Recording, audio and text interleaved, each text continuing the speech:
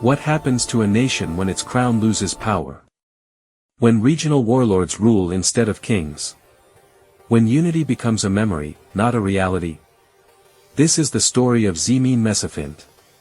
The era of the princes.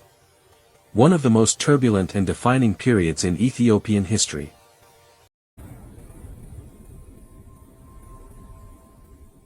What was Zemene Mesafint? After the decline of the Gondarine Empire, Ethiopia entered a long period of political fragmentation. Although emperors still sat on the throne in Gondar, they ruled in name only. Real power belonged to regional nobles, known as Raises and Djazmaks, who controlled armies, land, and taxation. The emperor became a symbol.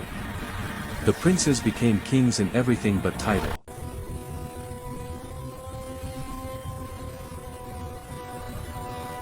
Power struggles and constant war. Each region fought to dominate the others. Yeju Aramo regions controlled the imperial court. Tigray, Gajam, Shua, Wallo, and Begemder fought endlessly. Alliances changed like the wind. Battles were frequent and brutal. No ruler ruled Ethiopia as a whole. Brother fought brother. Province fought province. And Ethiopia bled from within. Impact on national integrity. Political fragmentation. Ethiopia ceased to function as a unified state. Each region collected its own taxes, maintained its own army, followed its own laws. There was no central authority strong enough to unite the country. A nation divided cannot stand. And Ethiopia stood divided for nearly a century. Weakening of national identity. Instead of identifying as Ethiopians, people identified by region, ethnicity, local rulers. The idea of a single Ethiopian state weakened. Unity faded, and loyalty shifted from the nation to the warlord. Economic decline. Constant warfare destroyed trade routes, agriculture, cities and villages. Farmers fled their land. Merchants avoided dangerous roads. Where there is no peace, there is no prosperity. Religious and social tensions. Religion was used as a political weapon, churches were attacked. Monasteries looted. Clergy forced to choose sides. Social order collapsed. Faith, once a bridge, became a battlefield. Foreign vulnerability. A divided Ethiopia became vulnerable to foreign influence.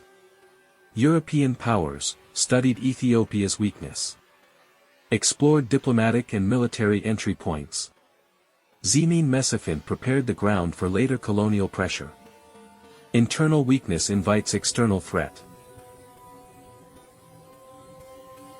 The people's suffering. While princes fought for power, common people paid heavy taxes. Villages were burned. Families were displaced. The people had no voice. The throne was fought over, but the people were forgotten. Zemene Mesafint teaches us that division destroys nations. Power without unity leads to chaos. National integrity requires strong institutions, not strong men. For nearly a century, Ethiopia was broken. Princes ruled, emperors obeyed. Unity was lost, and chaos became normal. But history often changes. When one man refuses to accept division. This is the story of Kassa Hailu, the man who rose from the margins to challenge Zemene Mesafint and dream of one Ethiopia. Kassa Hailu was born around 1818 in Kwara, a frontier region shaped by hardship and war. He was not born into power. He earned it. Raised amid instability, Kassa understood the pain of division firsthand.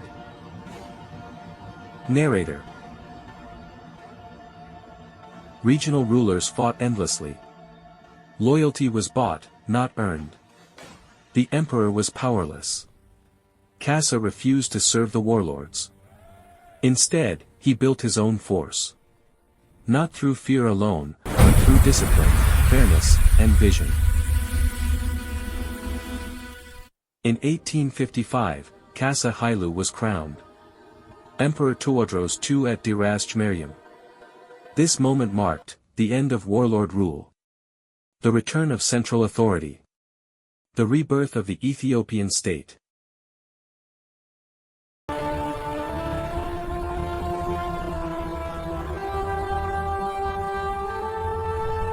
How he prevented Ethiopia from collapsing.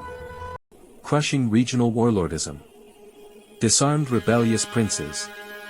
Removed hereditary warlord privileges. Replaced loyalty to regions with loyalty to the crown. Power returned to the center. Where a nation must stand. Building a national army. Unified soldiers from different regions. Introduced discipline and modern tactics. Reduced tribal and regional divisions. An army of Ethiopia, not armies of princes.